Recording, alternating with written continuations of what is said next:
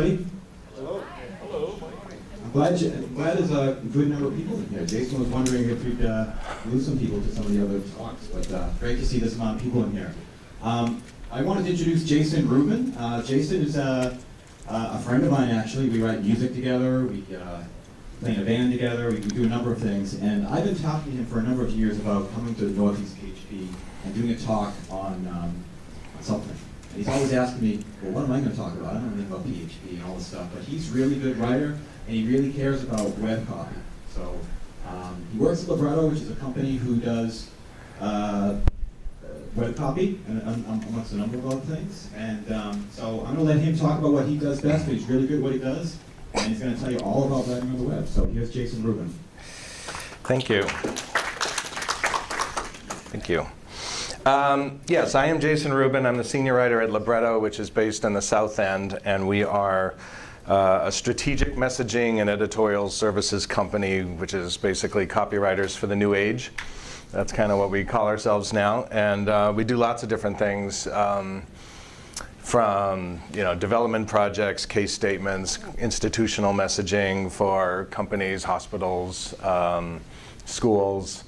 Print materials and stuff, and of course we do a lot of websites, including sort of online application scripts and things like that.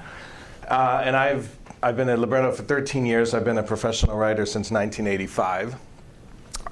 So I was doing copywriting before the web came out, and when the web came out, I guess the first website I ever worked on was when I was working at WGBH in the early mid-90s. And I was there when they did the first iteration of their website, which at that time, if you were a brick and mortar or some institution and you had a website, it was always like the name of your company online. And as if somebody would come on the website and see it and think it was the TV show or the store. So WGBH Online was launched, and basically my job was to take everything that we'd written and printed and just put it on the website wholesale, because we didn't know any better. And a lot of experts came out at that time writing books about how to write for the web, and they didn't really know what they were talking about either, because no one really knew yet how people wanted to read on the web or use the web. And it's really only after 10, 20 years that you started to get a sense of what people were using it for. And especially now these days with responsive design, whatever goes on a website isn't necessarily going to be viewed on a website. You can write the content there, but someone may look at it on an iPad, on a mobile phone. So there are different aspects to creating web content. So I am here to talk to you, to crack the code about web content development, and sort of from my own personal experience and kind of my ideas about the subject. So I wanted to start with a popular misconception, and that is that nobody reads anymore. So what's even the point? Well, the fact of the matter is I have an opinion on that.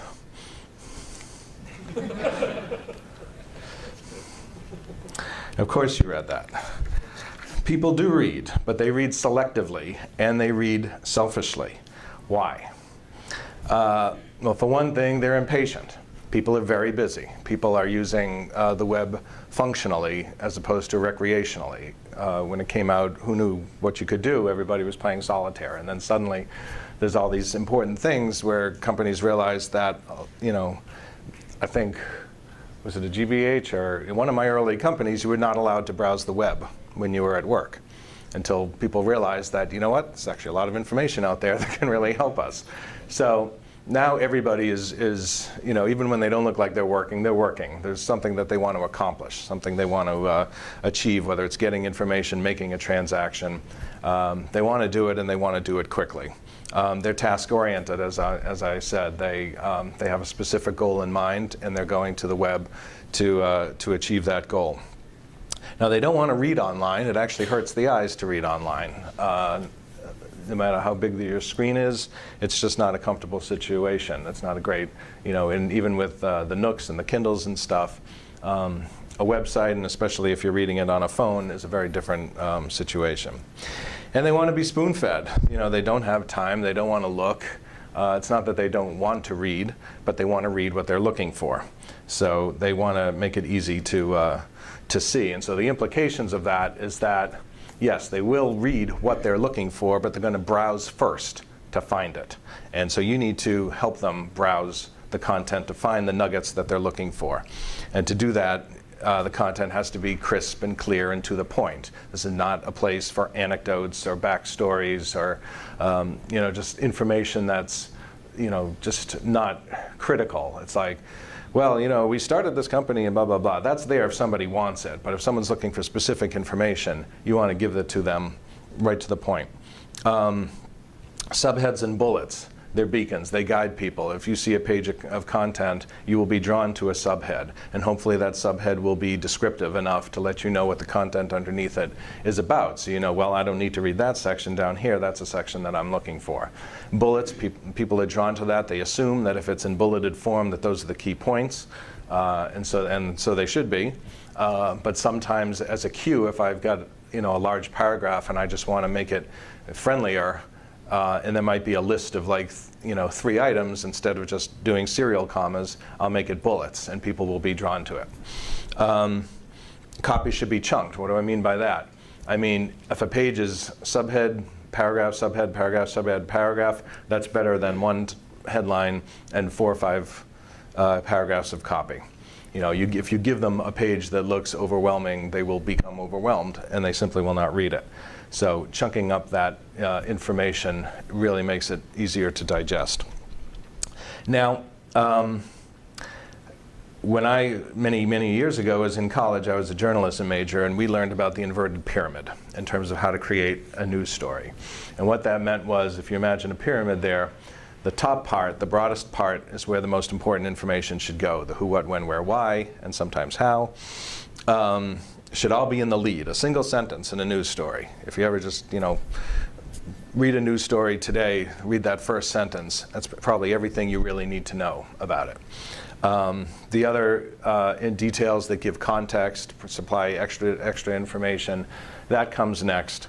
And then sort of general information that, you know, maybe some quotes from other people that don't add content but just color, that comes at the bottom. And the reason why journalists do this is that copy editors, when they're laying out their page, they may have X number of column inches to spare. And if you give them an article and it's down to here, they want to just be able to cut from the bottom. So they assume, you know, rather than go through and edit and tighten up language here and there, they just want to wholesale cut from the bottom, assuming that that information is not imperative, that the reader can read the remainder of it up the top and still get the full story. So when you're writing for the web, the content should really be in the top 2 tiers. There really should be nothing that is not totally pertinent to the reader. You should simply leave that out. And if you have something that's, you know, more of a technical document and there is sort of more steps and stuff like that, I mean, create a PDF. You know, put it in a document, make it a download, because people will read that, and they will rather print it out and read it offline than to have to read a very long document on the screen. So content obviously is important. It's what I do, but I know that when I'm creating a website, I'm doing it with partners, and we all have an important role to play. The writers, of course, create the content. Then there's designers. They're responsible for the look and feel. Programmers, you know, generally are involved in the functionality of a website. You know, do things actually work? You know, when you click on something, and is the media launching when it's supposed to be launching? So these 3 parties and the 3 areas that they're responsible for really add up to user experience. How someone experiences a website and uses it is a function of the content, the look and feel, and the functionality. My own definition of what an excellent user experience is the ability for users to quickly locate, understand, and act on the information they need. Now, I can write the copy so that they understand it, but they have to be able to locate it. They need to find it through the navigation, find it through the design, find it through the links that they go through. So it really, I'm when I work on a website for a client, I'm working very closely with the designers, I'm working very closely with the programmers, because all of us together have to be on our game to make a successful website. And the things that really influence an excellent user experience, we all participate in different parts of that. There's, of course, as I said, the user-centric architecture. Obviously, we sort of know this intuitively. We want as few clicks as possible to get to the content we're looking for. You know, you have the home page level, maybe landing pages or the different areas launch from the home page, and then maybe there's a level below that where there's more information, technical specs, examples, user stories. But you don't want to get into 4th and 5th levels because you're just making people click and click and click, and the more they click, the less likely they are to really know where they are in the website, and they can't really find their way back. And so a lot of that has to do, again, with the navigation. There's lots of different ways that you can manage a navigation from the top and from the side and from internal links to really help people know where they are in the website. Intuitive user interface, of course, and this is largely the designer's bailiwick. You know, you want an uncluttered design. You want to be able to, even though the web is a non-linear experience, you want to be able to guide the user when they land on a page to where's the content, where do they go next, make it easy for them to kind of find their way around. And of course, you know, limiting the bells and whistles. I hate it when I go to a website and music starts playing and I don't know where it's coming from and I don't know how to shut it off, and I'm going up and down looking for the, you know, the little speaker thing to shut down the bars and stuff, and so that's time I could be spending finding the content that I want. Too much media that makes the page difficult to load. All of that is, you know, it just gets in the way of the user experience. And then, of course, you know, what we're here for, the clear, concise content. And I can't say that any more clearly or any more concisely. The words have to have meaning and don't have too many of them. So when we're working together, there's some things that I've found that really help the creative team, all of us together, help achieve a client's goals. And the first is to be on the same team. You know, sometimes a designer will win a project and hire my company as the writing team, and they sort of feel that they own the client relationship and we are sort of subservient to them. And that really makes it difficult for us to access the client and hear from the client directly what they're needing, what they're expecting, and how we can deliver it to them. So if it's a level field and we all understand that we're all serving the client and we all need that access, and we all, it's not just about creating a portfolio piece for ourselves, that we're really here to achieve a specific objective, is really helpful at the outset. And at the same time, you know, it's the client's website, it's the client's needs, it's the client's goals, it's their deadline and their budget, and you have to meet that stuff. And you'll give them work, and they may say, well, I want to do this, or I want to do that, or I don't like yellow, or you know, whatever it is. They're going to have their input, and you may bristle at it and say, well, that's a horrible word, or that's a terrible color, or I hate this picture of your executive. But ultimately, it's theirs, and you have to give them the work that you're proud of, but you have to understand that they own it, and if they're not happy with it, then it's a failed project. Talk frequently, not so many meetings that you can't get your work done. But if I'm writing something and it brings up maybe a need for another page or a sidebar or something that you know, more information that needs to be downloaded or something, I need to let the rest of the team know that I've discovered that. If there's, you know, a media asset, a video that someone has discovered, they need to let me know that I need to have a little description, caption for that underneath it.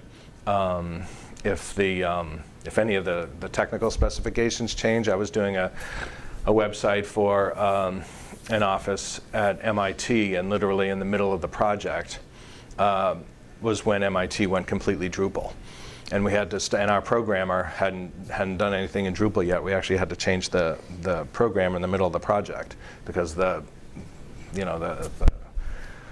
whole situation had changed, like right in the middle, and so you need to jump on these things as fast as possible. Now, within the three groups, the writers, designers, and programmers, there's a number of different dyads, and that they can really help each other. Designers and writers probably work most closely together. It's really helpful for me if I understand what a page looks like, what the approximate word count is. We want to keep the page as much as possible above the fold in a single screen view. Hierarchies of content, by that I mean, is this page going to have a title, or is it just going to have sort of, is it going to be a headline or just a title? Is there going to be a sidebar? Are we going to have a user story that launches from it? I need to know what all the bits of content are going to be so that we can write to that. Designers and programmers, obviously they need to understand issues relating to the platform, who's hosting it, what are all the assets that have to be gathered, how are they going to launch, and all the requirements around that. And programmers and writers, if we're updating an existing site and we're creating content that's supposed to link to existing content, rather than submitting copy with a word underlined, it's very helpful if I can give them the existing URL so that they can build that right in. I want to make their job easier, just as I want them to make my job easier. Oh, sorry, that was really loud. So what is this code I'm supposed to crack? Well, let's take a look. The code of web content development. My boss isn't here today, and he may not like me saying this, but I'm going to tell you that there is no code. I think a lot of it is common sense. You have to be a good writer, but you don't have to be a good literary writer.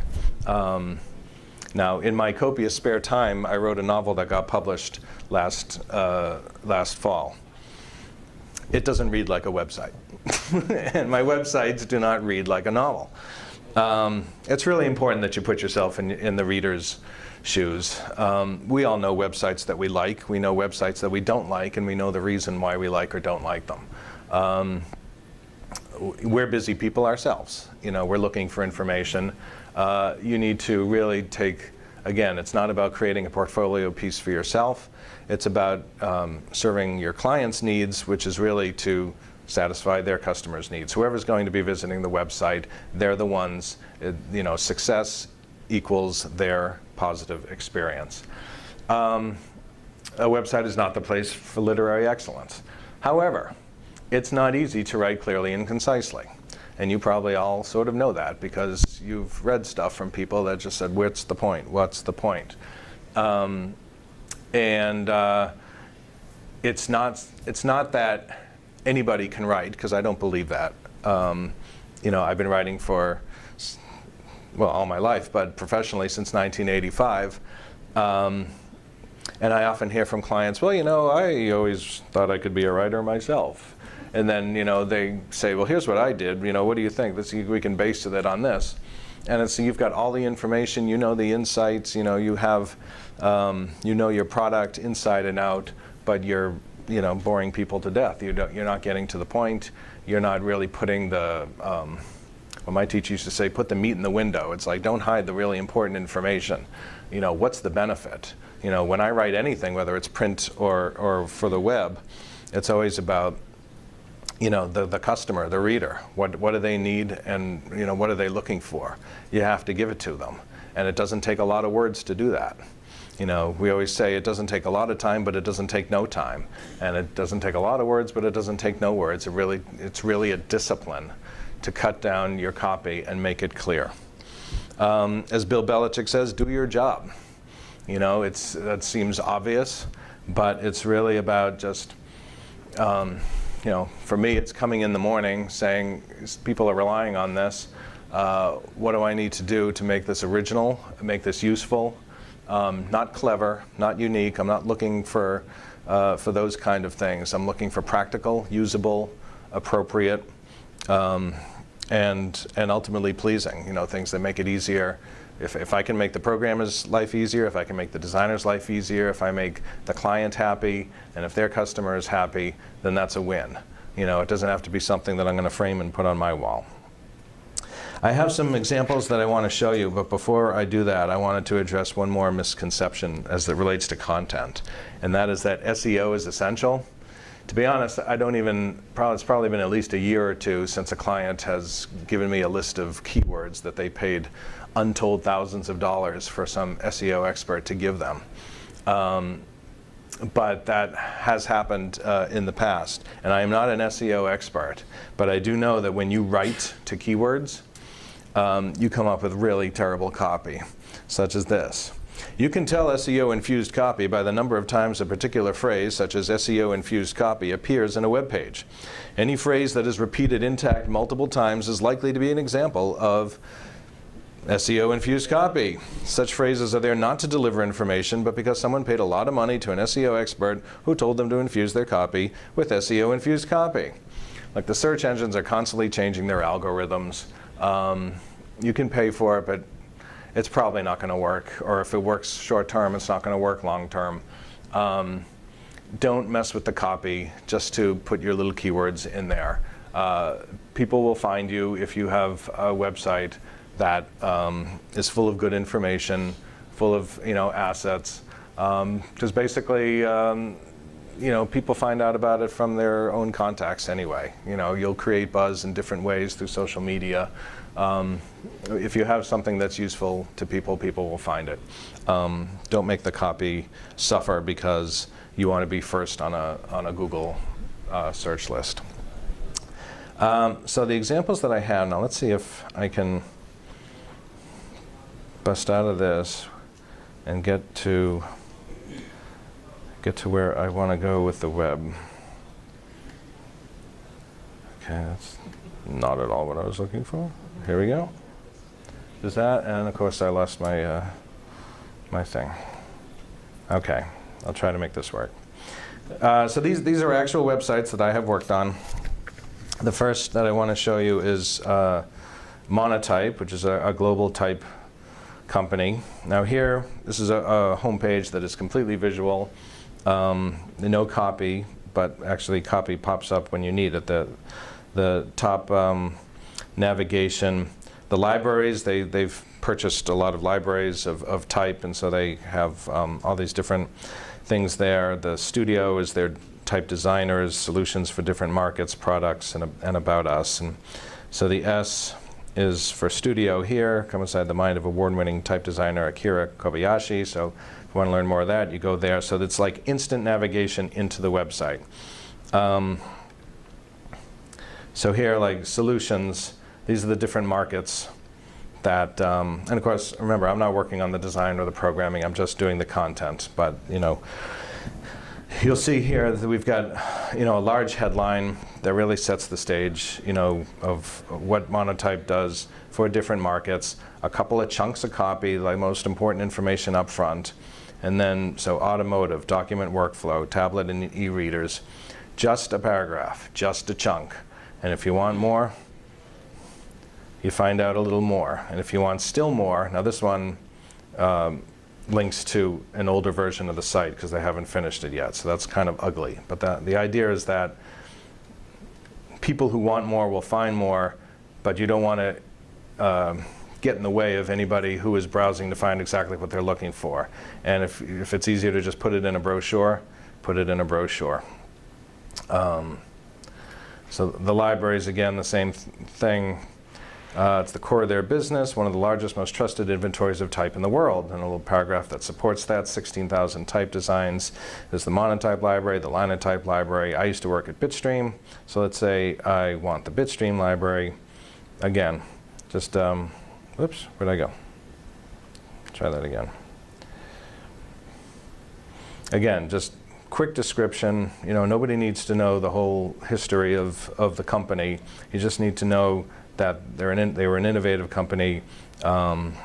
Interesting things about it, the name Matthew Carter for type people means a lot. And if you want to look at a particular website, typeface, you go to one of their e-commerce sites, which is myfonts.com, and there's more information about this typeface, who designed it. So this is a very big site. Actually, you can tell they got all these products, and each one has to have a page, and then a page of more information beyond that. So, but it's really easy to navigate, and it doesn't take a long time, even if you're sort of browsing without a specific, you don't come to this website and say, I want a bitstream typeface, but you're just like, okay, I need to buy some type. I heard a monotype, I'm going to go see what they're all about. You can kind of zip through all the different content areas pretty quickly because it's all sort of nicely chunked. Now I want to show you a website that's a little less successful that I worked on. This is the Kavli Institute for Brain Science at Columbia University.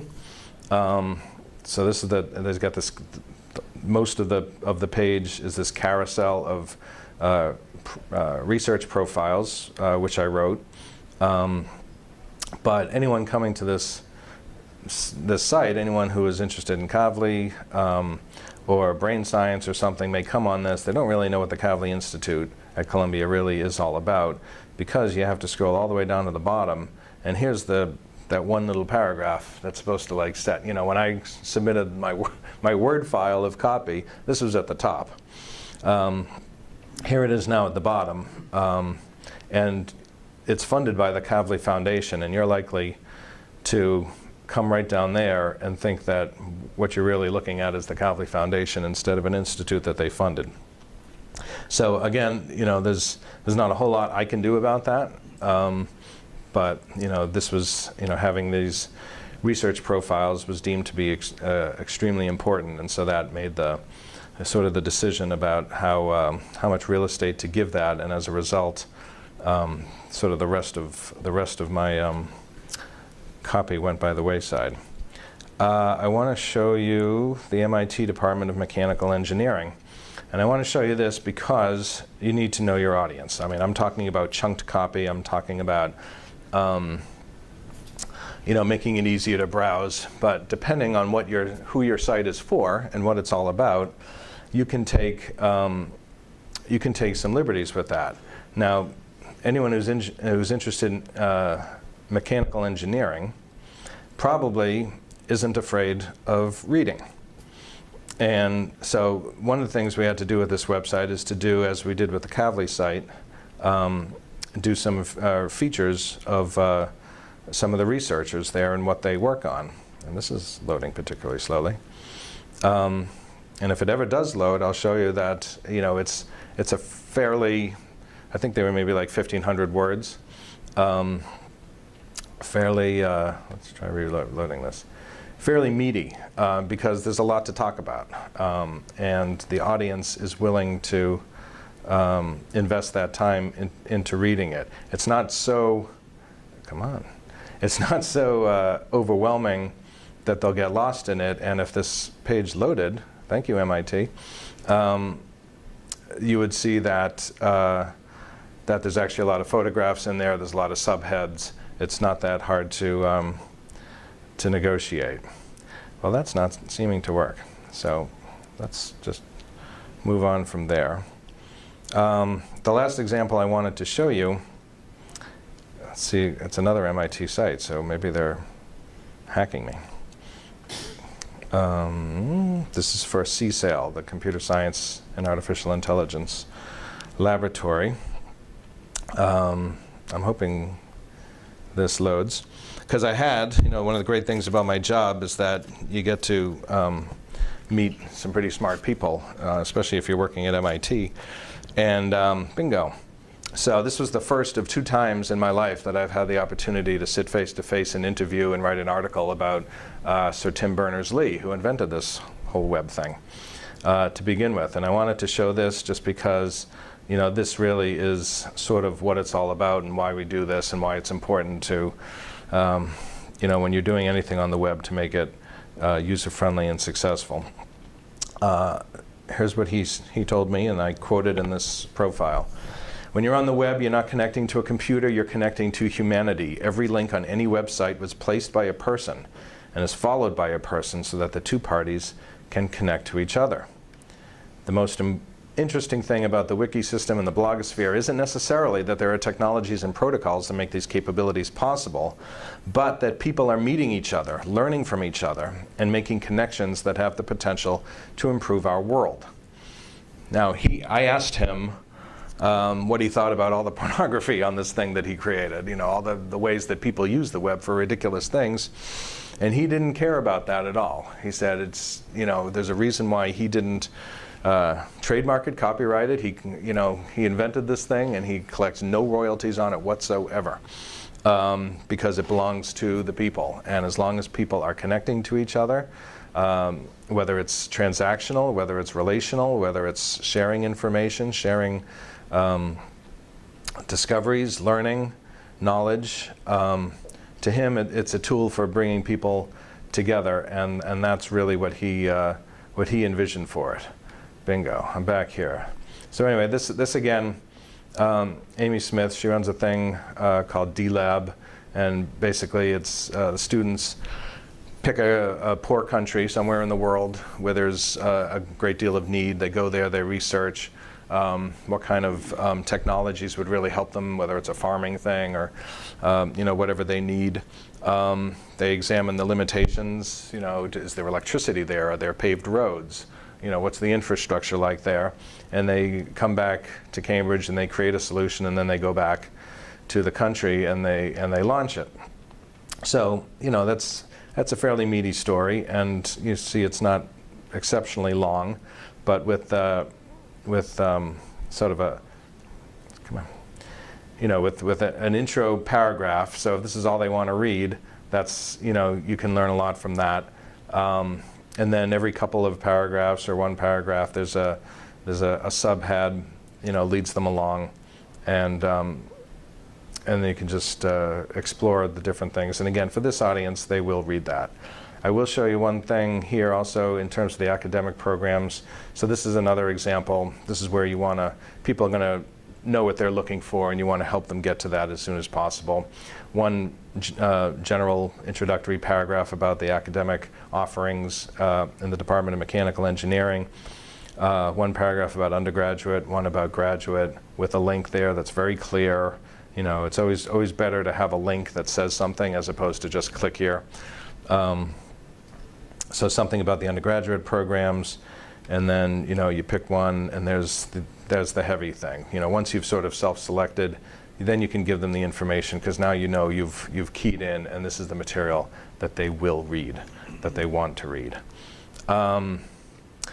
So that actually concludes the presentation that I prepared. And one thing that I was thinking of doing, I can take questions and answers and talk as well. But at the same time, if anybody here has a website that they're working on or have worked on, or just one that they know or like or don't like, and they want me to access it and do sort of an instant critique on it, I'm happy to do that as well. And we can put it up here, and I'll try to sound smart about it. So, yes? Sure.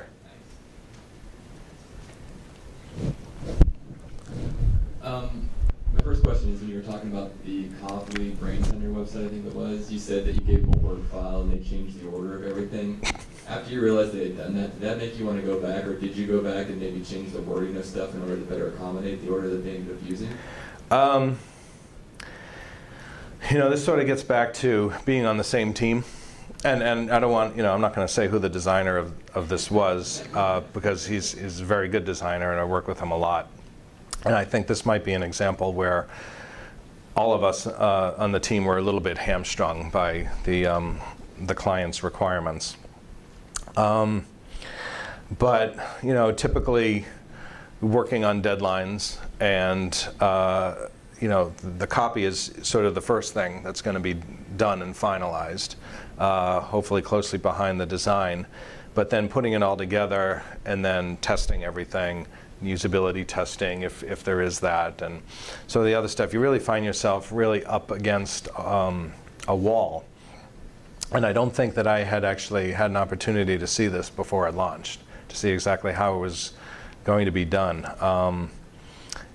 Probably the only thing I would have done is maybe stick a headline here or something, or bold, maybe bold the first line, just to draw your eye there, because really you've got some big assets here. Each of these launches into something. You've got some video here. You know, there's like sort of big fat links, there's logos embedded, and a lot of colleges will have, you know, a big thing on the homepage of, you know, what's coming up, you know, news and publications and things like that, or events. And like, you know, one of my clients is, one of my main clients actually is Babson College, and I didn't show it because they wanted a big fat wordy website. And it would probably go counter to everything that I've told you, but you know, their homepage it changes all the time, and it's always about what's next, and that's fair. You know, what people know, what, you know, Babson College is, or any college, they kind of get that, and you know, just by saying what they're doing, that sort of helps you. So I guess, you know, the long answer to a short question was, if there is an opportunity to make adjustments later on, we could do that. What Monotype did actually was to meet their launch, we did about half the content, and they launched it, and that was alpha, and we sort of just completed beta, and you saw that you even link away and there's still content on the old version of the site. So kind of a work in progress, but that's, you know, one of the nice things about the web is that you can do that. You can go live and not be done with it. So maybe there'll be a chance to fix the Kavli site as well. Okay. Sorry, I have one more question. Oh, okay, yep. You also mentioned with the mechanical engineering website, you said, okay, people that come to this website are going to want to read more. How do you go about determining, or how do you know, okay, with this particular type of website, people are going to be more likely to read versus another type of website? Yeah, no, that's a good question, and that gets, you know, to the process that I didn't touch on too much. But you know, when we go in, we interview the stakeholders in here. Obviously, all the faculty that were profiled in here were interviewed. There's probably other sections in here where we may have talked to grad students or, you know, undergrads. There's a couple of faculty who are in charge, you know, of shepherding this particular project. We get the lay of the land. We find out, you know, what's the goal, what's the legacy site, where are they coming from? You know, is this really for prospective students? Is this for industry partners? You know, at MIT it could be anything. You know, it could be anything anywhere in the world. You know, coming in for whatever thing. But that's something you get at the beginning. Try to understand the purpose, you know, what the goals are, and sort of write it to that. You know, sometimes it could just be a lead acquisition website, depending on the company. Sometimes it's primarily a fundraising website. So you kind of understand that at the outset, and you write to it. Sir, you had your hand up? Yep.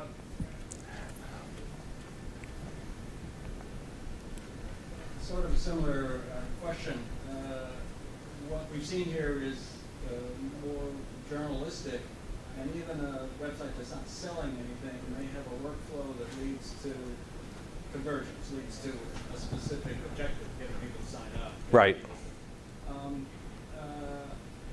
Any thoughts about persuasive writing, not hard sell, but tone, I guess? Yeah. Yeah, that's a good question.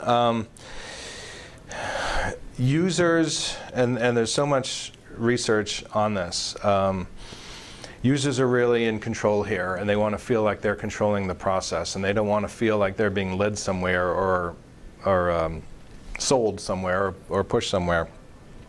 And I think the best thing you can do is to make it easy for them to get to that spot, whether it's taking it offline, picking up a call, or clicking to call, or filling out a form. You really want to make that easy for them. But you know, if you had like a big splash on this thing, you know, apply now, you know, and a click to that, you know, a click to the page where, you know, the admissions information is. You could sort of do that, but especially for like MIT, that's just, you know, wouldn't fit in with the sort of their tone, their personality. And you know, as you say, there's different kinds of sites, and if it's more of a fun kind of a site, you want people to sign up, subscribe to games or whatever it is, that really dictates the tone, probably more so than what you're trying to get them to do, because ultimately, you know, if there's a click-through that you're trying to get, or just to sign up for an e-newsletter or something, the best thing you can do is just make it easy for them to find that and do that. And if you've delivered them some value, if they've gotten the information that they wanted, they'll be more inclined to want to, sort of do what you want them to do in terms of giving up their name, their email, whatever information you're looking for, particularly for a development site. I mean, you can't just say, for an annual fund or something, you have to give them the reason why they would want to give and just show them, the button that would help them speak to someone or make a gift online. Yes?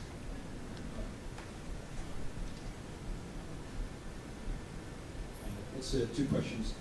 Do you have an example of a responsive site that you've worked on and you use the same principles that you use on the desktop version on the responsive? The Monotype site was designed responsively. I don't actually have. I don't know. I could probably get onto Basecamp and pull out some designs, but I don't know if that would be appropriate.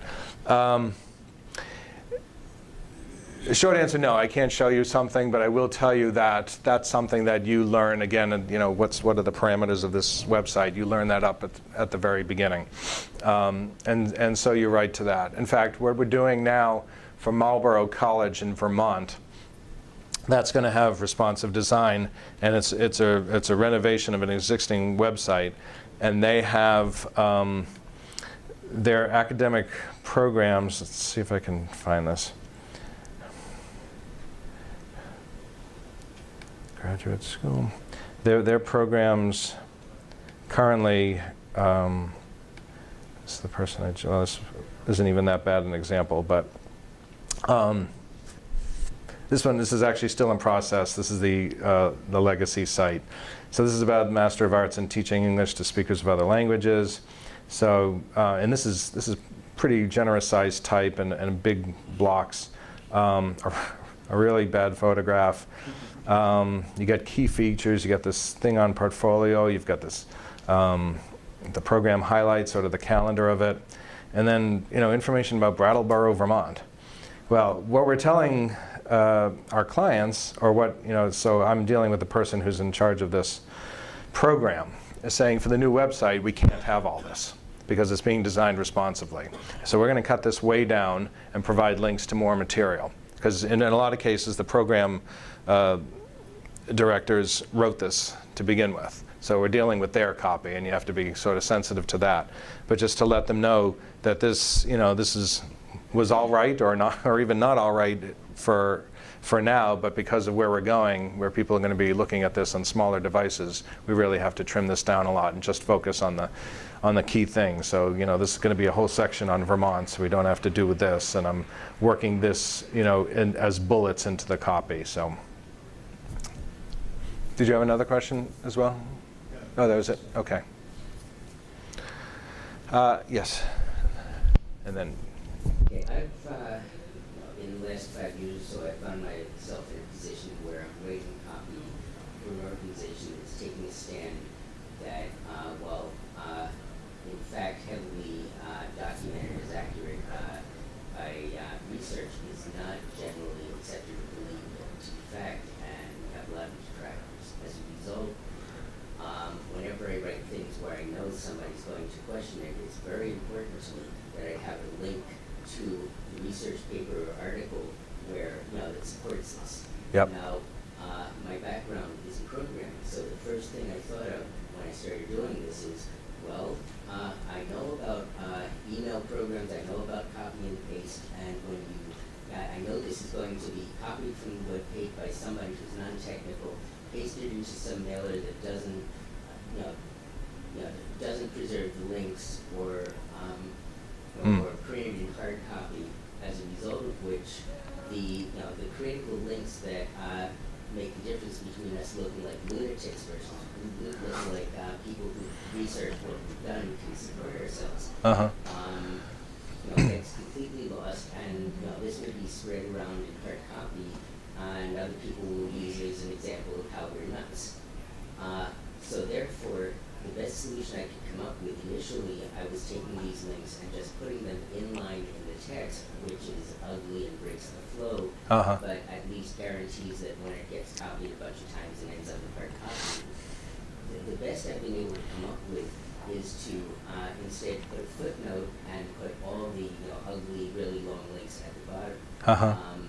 Have you encountered a situation like this, and do you have any better suggestions? No, I haven't, but I mean, it sounds like a wiki page, where you have all these footnotes on the bottom.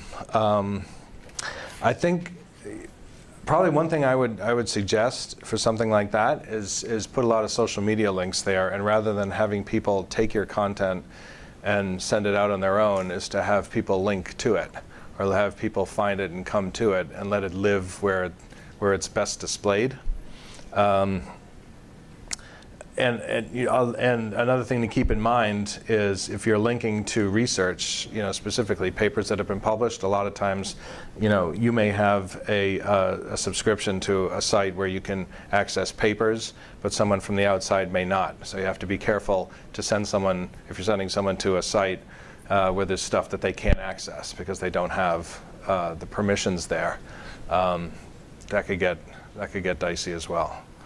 But again, if you think that people who are interested in this topic will read more, you could also just add the sort of the linked information as just a series of sidebars on the side, and let people, if that's a particular thing that they want more information on, then they could go to that, find it easily and read a little further on that.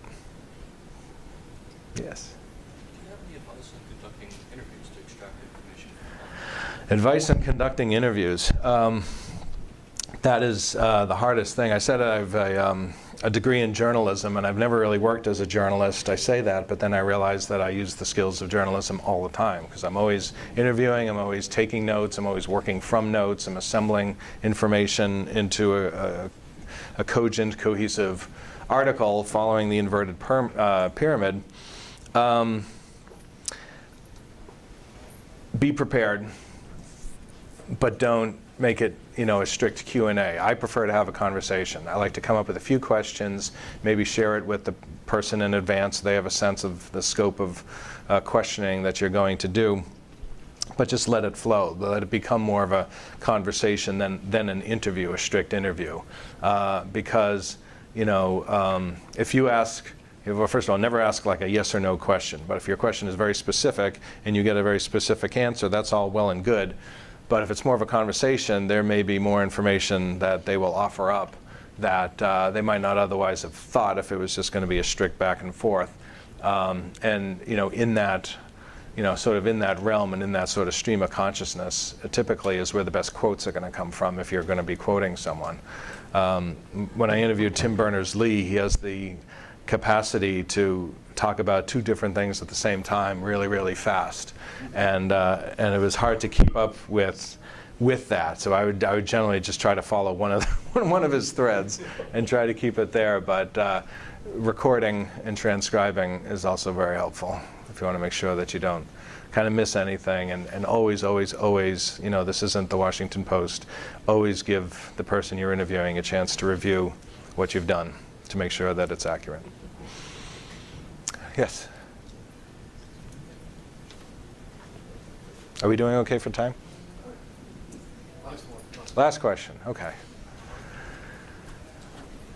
Do you ever look at analytical information when you're designing copy, like Google Analytics? I'm sorry, could you repeat that? Do you ever examine analytical information when you're looking at copy, when you're redesigning pages? Like what? Google Analytics, you're looking at pages and you see which ones are really bad, visitor Well, at this point, everybody who needs a site has a site. So some people are on their second or third generation sites, unless it's a startup. People will know when what they have isn't working, and they may have statistics on that. More frequently, if it's a transactional site, they'll know we're not getting people aren't completing the checkout process. So what's going on with that? It could be a technical reason. It could be just the way people are. People tend to research their purchases on the web and then they buy it on their phone because they want to get out into the store, take a picture of it. There's a lot of different some multi-device processes in terms of transactions. But typically, we're after more qualitative information. So if we're going to Marlborough College to redo their website, we want to hear from the faculty, is this still an accurate description of your program? Students, do you ever use the website? Is there anything in here that you particularly like? Everyone will have an opinion on sort of the look and feel of it, but really, is there any information here that's either wrong or hard to find, or missing? Is there more sort of student life stuff that you'd like to see on this website? That kind of qualitative user experience information for our purposes and our clients is really more important than sort of the Google Analytics part of it. Someone in the business office whose job it is to measure hits and dollars in terms of what the website achieves is going to have some input. But ultimately, it tends to be more about user experience than about strict quantitative analytics and statistics. So. I had some bad pages in mine, but I guess we're out of time. So. There are bad pages out there. Slog through it. Give people feedback. Like I said, it doesn't have. You may inspire an organization to redo their website, and if you do, tell them that I'll do it for them. But yeah, anybody who has a website would always love to have feedback on whether it's particularly usable or intuitive or interesting, or whether, I started to do something on this website and I got so frustrated that I went to your competitor instead. They would love to hear that information. Thank you very much. I appreciate it.